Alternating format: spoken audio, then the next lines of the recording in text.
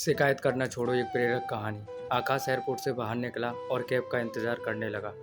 वह कैब पहले से ही बुक कर चुका था। वह सोच रहा था कि कैब सही समय पर आ जाए और सही समय पर उसे गंतव्य पर पहुंचा दे। कुछ ही देर में एक शानदार चमचमाती हुई कार उसके पास आकर रुकी, जिसे देख आकाश एक पल को चौंका कि क्या ये उसके द्वारा बुक की गई कैब ही है। उसका अंदाजा सही था, वो वही कैब थी।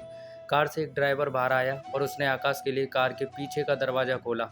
आकाश के बैठते ही उसने कागज़ का एक पन्ना उसे पकड़ा दिया और बोला, सर, इस कागज़ पर हमारा मिशन स्टेटमेंट लिखा हुआ है। आप आराम से बैठकर इसे पढ़ लीजिए, तब तक मैं आपका सामान डिग्गी में डाल देता हूँ। ओह! चौंकते हुए आकाश ने वह मिशन स्टेटमेंट ले लिया और उसे पढ़ने लगा। उसमें लिखा हुआ था, हमारी कैब सर्विस में आपका स्वागत है।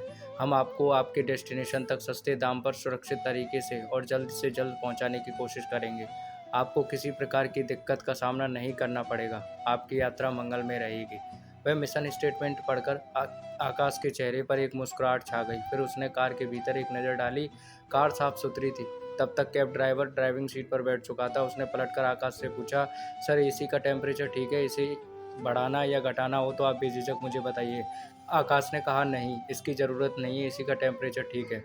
उसके बाद कैब ड्राइवर ने एक कार्ड आकाश की ओर बढ़ाया और बोला, सर, इस कार्ड पर सभी रेडियो स्टेशंस की पूरी डिटेल्स है।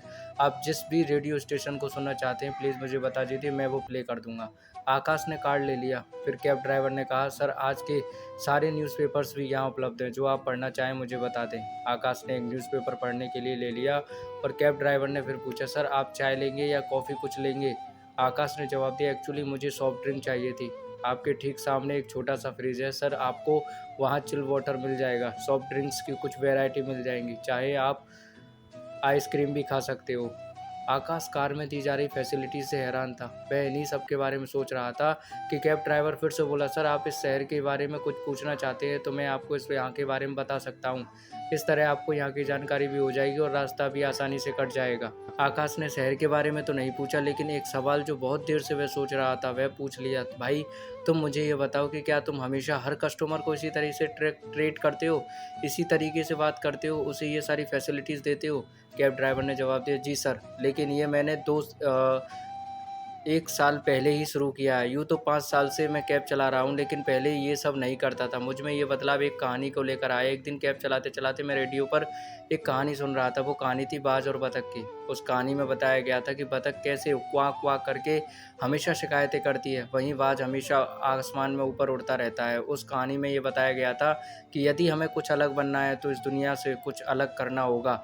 बस ये कहानी मेरे दिमाग में घर कर गई। मैंने अपने साथी कैब ड्राइवर को देखा तो पाया कि जो काम मैं कर रहा हूँ वे भी यही सब कर रहे हैं, पर दिन भर थक-हार कर काम करते हैं और ज़िंदगी से शिकायतें करते रहते हैं। मैं भी ऐसा ही कर रहा था, लेकिन उस दिन मैंने सोचा कि मुझे कुछ अलग करना चाहिए। बस उस दिन से धीरे-धीरे अपनी कैब को बदलना शुरू किया। धीरे-धीरे एक-एक फैसिलिटी ऐड करके शुरू की और आज तक कर रहा हूँ। आप बहुत लकी हैं सर कि आपको आज मेरे साथ ड्राइव करने पर आने का मौका मिल गया, क्योंकि मेरी कैब हमेशा बुक रहती है।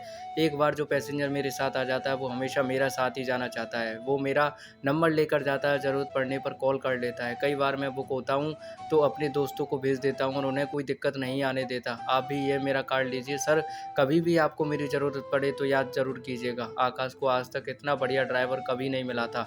उसका ये सफ़र उसके लिए ख़ास बन गया था। सीख, ज़िंदगी में बतख की तरह शिकायत करना बंद कर दें, क्योंकि फिर ज़िंदगी बस शिकायत बनकर रह जाएगी। ज़िंदगी में वो मज़ा नहीं रह जाएगा। ज़िंदगी का मज़ा लेना है तो अपनी सोच ऊँची रखकर बाज की तरह ऊपर आकाश में उड़ना होगा। सबसे हटकर दुनिया से कुछ अलग काम करना होगा।